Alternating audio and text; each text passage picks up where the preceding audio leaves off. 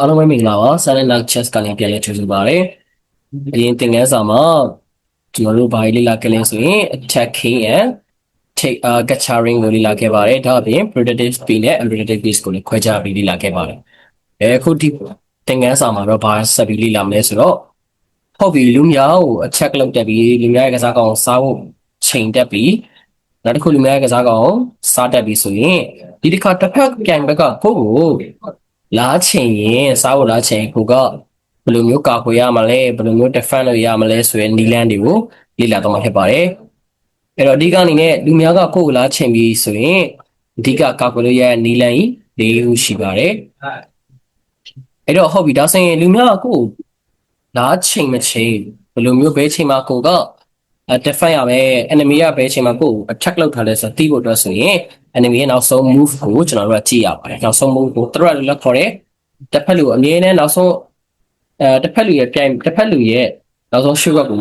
အမြဲတမ်းကိုကမေးခွန်းထုတ်ရမယ်သူ့ရဲ့နောက်ဆုံး short ကသူဘာလုပ်ချင်တာလဲဆိုတော့အမြဲတမ်းမေးခွန်းထုတ်ပါမယ်ဒီမှာဆိုရင်queen လေးကd2 ကနေပြီးတော့ queen e3 ကိုရွှေ့ရလဲဖြစ်နိုင်တယ်လို့ h ဒီမှာ G1 ကနေပြီးတော့ E3 ရွှေ့ရလဲဖြစ်လာထားပါတော့ဒါနမူနာအနေနဲ့ပေါ့နော်ဒီလိုမျိုးရွှေ့လာခဲ့ပြီဆိုရင်တဲ့အနမင်းနောက်ဆုံးမှုကကိုယ်စားဖို့ချိန်ထားတယ်ကိုကအမဲပေါ့နော်ဒီနေရာမှာအမဲအနေနဲ့အဖြူကွင်းကကိုယ်စားဖို့ချိန်ထားတယ်ဆိုရင်ပထမဆုံးလုပ်လို့ရတာကတော့ moving away ထွက်ပြေးတာပေါ့နော်ထွက်ပြေးရဲဆိုတော့အဲ့တော့ကိုကပဲထွက်ပြေးလို့ရလဲဒီကွက်ထွက်ပြေးလို့ရတယ်ဒီကွက်ထွက်ပြီးလို့ရတယ်ဒီကွက်ထွက်ပြီးလို့ရတယ်အဲ့ဒီခါမှာကိုကနောက်တစ်ခုပါသတိထားမလဲထွက်ပြီးတဲ့အခါမှာပြိုင်မဲ့ရဲ့ကစားကောင်ရဲ့လမ်းကြောင်းပေါ်တော့ဖြစ်ဖို့တော့အရေးကြီးဥပမာဒီမျိုးပေါ့ဘလို့စကွဲတွေတောတယ်ဆိုတော့ထွက်ပြီးလဲအပူပဲဘာလို့ဆိုတော့ဒီစကွဲတွေကိုတစ်ဖက်ကချိန်ထားတဲ့အတွက်ဒီနေရာမှာထွက်ပြီးရင်လည်းပြန်စားခံမှာဖြစ်ပါတယ်အဲ့တော့ပြောချင်တာပထမဆုံးနည်းလမ်းအနေနဲ့ moving away ထွက်ပြီးလို့ရပါတယ်ထွက်ပြီးတဲ့အခါမှာဖက်ပြိုင်ဘက်စားလို့မရတဲ့ကွက်တွေဖက်ပြိုင်ဘက်ရဲ့ကစားကောင်တွေမရှိရဲ့ကစားကောင်ရဲ့လမ်းကြောင်းပေါ်မှာမဟုတ်တဲ့အကွက်တွေကိုတွားလို့ရပါတယ်။ဒါဆိုရင်ဒီနေရာမှာ A4 တွားလို့ရတယ် A6 တွားလို့ရတယ် B7 တွားလို့ရတယ် D7 တွားလို့ရတယ်။နောက်တစ်ခုဆက်ကြည့်ကြည့်ပါမယ်။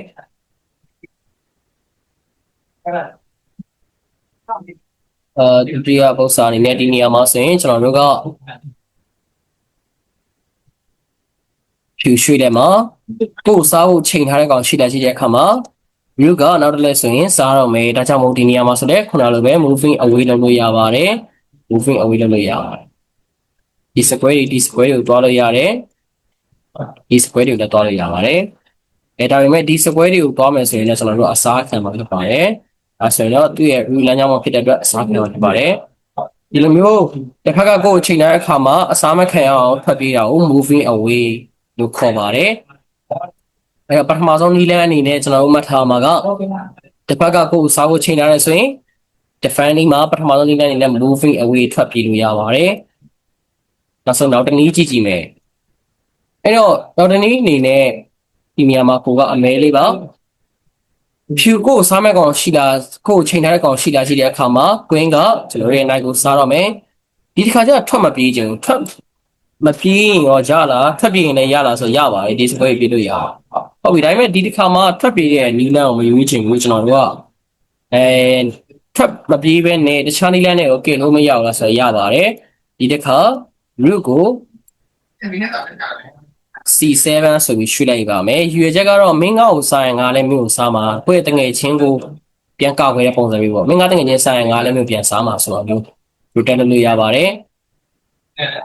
ဒီမှာလည်းဒီလိုမျိုးနည်းနဲ့လည်း rotate လုပ်လို့ရပါတယ်နော်အဲ့တော့ကျွန်တော်တို့သိထားမှာကပထမနည်းလမ်းက moving away ထွက်ပြေးဒုတိယနည်းက protect ကာကွယ်တဲ့နည်းလမ်းဆိုတော့တစ်ဖက်ကကိုယ့်ရဲ့ကစားကောင်ကိုစားရမယ်ဆိုရင်ကိုကသူ့ကိုမင်းငါကောင်စားရင်ငါလည်းမျိုးပြန်စားမယ်ဆိုတဲ့ပုံစံမျိုးနဲ့ကာကွယ်တာမျိုးကို protecting လို့ခေါ်ပါတယ်ဒါဆိုရင်ပထမနည်းလမ်းက moving away ထွက်ပြေးမယ်ဒုတိယနည်းလမ်းကကာကွယ်တယ် protect လုပ်တယ်ဒါဆိုရင်ဒီပုံစံလေးကိုကြည့်ကြည့်အောင်ဒီမှာဆိုလဲကျွန်တော်တို့ကအမဲပါအဖြူအနေနဲ့ကိုယ်စားမဲ့ကောင်ရှိလားရှိတဲ့အခါ queen ကနောက်တစ်လဲဆိုရင် rook ကိုစားတော့မှာပါဒါဆိုရင်ကျွန်တော်တို့ဘာလို့ရလဲကြည့်ကြည့်ပါမယ်ဟုတ်ပါတယ် moving away လုပ်လို့ရတယ် moving away မလုပ်ချင်လည်း protecting အနေနဲ့ ပုံလေးတစ်ခွက်တက်ပြီးကာလို့ရပါတယ်ဒါဆိုသူစားရင်ကျွန်တော်တို့ပြန်စားမယ်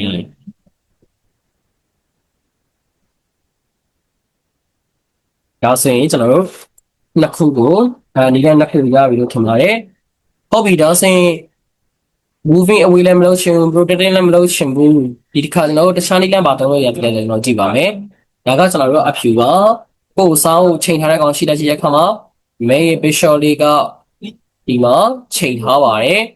ဒါတော့ပင်လို့ခေါ်တာပေါ့ဒါပေမဲ့လို့ပင်အကြောင်းမတင်သေးဘူးနောက် level ဒီမှာကျွန်မတင်ပါမယ်ဒီနေရာမှာ defending နေတယ်ကျွန်တော်တို့ဘာလုပ်လို့ရလဲဆိုတော့ moving away ထွက်ပြီးလို့ရလားဆိုတော့မရတော့ပါဘူးဘာလို့လဲဆိုတော့ထွက်ပြီးရင်ဒီမှာ gain ကိုချိန်ထားတာဖြစ်တဲ့အတွက်ဒါဆိုရင်protect လုပ်လို့ရလားဆိုတော့စကြတဲ့ protect ကလုပ်ပြီးသားပါနော်ဒီတိုင်းမဲ့တန်ဖိုးက3နဲ့9နဲ့ဆိုတော့မလဲချင်ဘူးဒါဆိုဒီလိုနေရာမှာဘာလုပ်လို့ရလဲဆိုတော့ interposing လို့ခေါ်တဲ့ဒီဂျားကနေ block လုပ်တဲ့ပုံစံမျိုး interposing ဂျားကနေကာလိုက်တာမျိုးကိုယ့်ရဲ့တခြားကစားကောင်တစ်ကောင်နဲ့ဂျားကနေပိတ်ပြီးတော့ကာလာမျိုးနဲ့လုပ်လို့ရပါတယ်ဒီလိုလုပ်လိုက်ခြင်းအဖြစ်ဖက်တိုင်ဘက်ကကိုယ့်ရဲ့ကစားကောင် main ကစားကောင်သူကလာစားလို့မရတော့ဘူးဂျားထဲမှာကစားရုပ်ခံသွားပြီဖြစ်ပါတယ်ဒီလိုမျိုးလမ်းကြောင်းတွေကနေ enemy ကကိုယ်တိုက်ခိုက်ထားတဲ့လမ်းကြောင်းတွေကနေကိုယ့်ရဲ့ကစားကောင်တခြားကစားကောင်တစ်ကောင်ကောင်နဲ့ဂျားကနေပိတ်တာကို line ကိုပိတ်လိုက်တာကို interposing လို့ခေါ်ပါတယ်ဒါဆိုရင်နောက်တစ်ခုကြည့်မယ်ဒီနေရာမှာဆိုရင်ကျွန်တော်တို့ကအမဲပါပဲ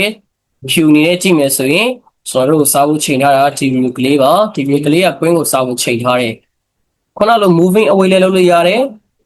protect လုပ်ချင်တော့ဒီနေရာမှာတော့မရပါဘူးဒါပေမဲ့တန်ဖိုးနေတာကနေများတာကိုချိန်ထားတဲ့အတွက် protect တော့မလုပ်ချင်ဘူးဒါဆိုရင်ပြေးလည်းမပြေးချင်ဘူးဆိုရင်ကျွန်တော်တို့ဘာလုပ်ရလဲဆိုခုနပြောတဲ့ interposing ဂျားကနေထပ်မှန်ပြီးတော့ကာလို့ရပါတယ်ဒီနေရာမှာဆိုရင်ပေါ်လေးအကောင့်ရှိရတဲ့အတွက်ဒီနေရာမှာဒီလိုမျိုးလေးကာလိုက်ပါမယ်ဒါဆိုရင် interposing ဆိုတာကတစ်ဖက်ကပြိုင်ဘက်ကကိုယ့်ရဲ့ main ကစားကောင်ကိုချိန်ရွယ်ထားတဲ့အခါမှာကိုယ့်ရဲ့တခြားသော piece တစ်ကောင်နဲ့အဲ့ဒီ line ကိုဖြတ်ပြီးတော့ပိတ်လိုက်တာကို interposing လို့ခေါ်ပါတယ်ဒါဆိုရင်၃လေးရှိပြီပထမနေ့က moving away ဒုတိယနေ့က protecting တတိယနေ့ကနီလန်ကတော့ကျွန်တော်တို့ interposing ပဲဖြစ်ပါတယ်ဒါဆိုရင်နောက်တစ်နေ့ဆက်ကြည့်အောင်နောက်တစ်နေ့အနေနဲ့ကျွန်တော်တို့ကဒီနေရာမှာအဖြူပါအဖြူဖြစ်တဲ့တော့ကိုယ်ချိန်ထားတဲ့ကောင်ရှိတဲ့အခါမှာမဲနိုင်ကလေးကကိုယ်စားဖို့ချိန်ထားပါတယ်ဒါမျိုးဆိုရင်ကိုကဘာလုပ်လို့ရလဲဆိုတော့ပြေးလည်းမပြေးဘူးစားလည်းပြေးလည်းမပြေးချင်ဘူးကာလည်းမကာချင်ဘူး interposing မလုပ်ချင်ဘူးဆိုရင်နောက်တစ်နေ့အနေနဲ့ taking မင်းငါ့ကိုစားဖို့ပြန်ချိန်ငါမျိုးစားမယ်ကွာဆိုတာမျိုးနဲ့လုပ်လိုက်လို့ရပါတယ်ဒါကတော့ taking မှာကိုယ်စားဖို့ချိန်တိုင်းကိုကပြန်စားတာမျိုး capturing လို့လည်းခေါ်တယ် taking လို့လည်းခေါ်ပါတယ်ဒါပါဆိုရင်ဒီနေရာမှာအမဲရွှေ့လဲပါအမဲရွှေ့လဲမှာကိုယ်စားဖို့ချိန်ထားတဲ့ကောင်ရှိလာကြည့်ရဲ့အခါမှာ bishop လေးကကိုယ်ရဲ့နိုင်ကိုစားဖို့ချိန်ထားတယ်ဒါဆိုရင်ကိုကဘာလုပ်ရလဲဆိုတော့ moving လုပ်ရင်လည်းတစ်ဖက်က enemy ရဲ့ဇားကောင် taking လုပ်ပြီးရှောင်သွားလို့ရပါတယ်ဒီလိုမျိုးလည်းလုပ်လို့ရပါတယ်အဲ့တော့ဒီအမှာ taking လုပ်တဲ့အခါမှာကိုယ်စားဖို့ချိန်ထားတဲ့ကောင်ကိုတိုက်ရိုက်ပြန်စားတာရှိသလိုအဲ့ချိန်ထားတဲ့ကောင်မဟုတ်ဘဲနဲ့တခြားသောကစားကောင်ကို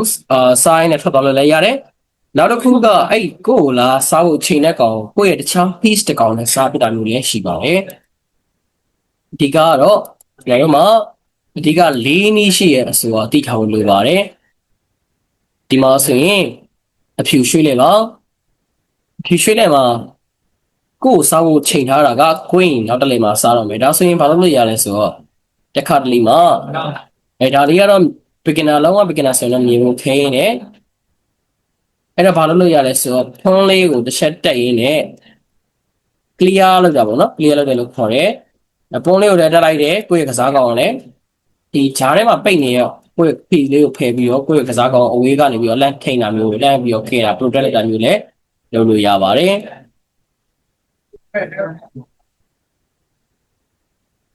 ဟုတ်ပြီဒါဆိုရင်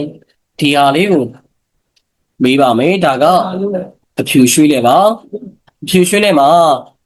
ကျွန်တော် defending ကိုယ်စားဖို့ချိန်ထားတဲ့ကောင်ရှိလားဆိုကြည့်ရခါမှာ root ကလေးကကိုယ့်ရဲ့ root ကိုစားဖို့ချိန်ထားပါတယ်ဟုတ်ပြီဒါဆိုရင်ကိုကဘာစဉ်းစားရမှာလဲဆိုတော့ define လုပ်တဲ့ခါမှာနီလန်၄နည်းရှိတယ်ဒီနည်းရှိတဲ့အစင်လိုက်သွားမှာလားဆိုမဟုတ်ဘူးဘယ်နီလန်ကကိုလည်းအခိုက်အစောဖြစ်နေတယ်ကျွန်တော်စဉ်းစားပါမယ်moving away လို့ဖတ်ပြရမလားဒါမှမဟုတ်ကိုယ့်ရဲ့တငယ်ချင်းနဲ့ပြန်ကာကွယ်ရမလားဒါမှမဟုတ်ဂျားတွေကနေပြီးတော့ interpost လုပ်ရမလားပိတ်ရမလားဒါမှမဟုတ် taking နီလန် capturing ကိုရွေးရမလားဆိုတော့စဉ်းစားပါမယ်ဒီပု္ပ္ပစာမှာဒါကအဖြူရွှေ့လဲဆိုရင်ကျွန်တော်တို့ဘာရွှေ့မလဲဘောနော်ကျွန်တော်ရွေးချက်မလို့လည်းဘာရွှေ့ခြင်းလဲဘယ်လိုမျိုး different လုပ်ခြင်းလဲဒါလေးကို comment မှာမှန်ကန်ပြပါအောင်ခင်ဗျာဟုတ်ကဲ့ပါဒါဆိုရင်နောက် lesson မှာကျွန်တော်တို့ပြန်လည်တွေ့ကြပါမယ်ခင်ဗျာ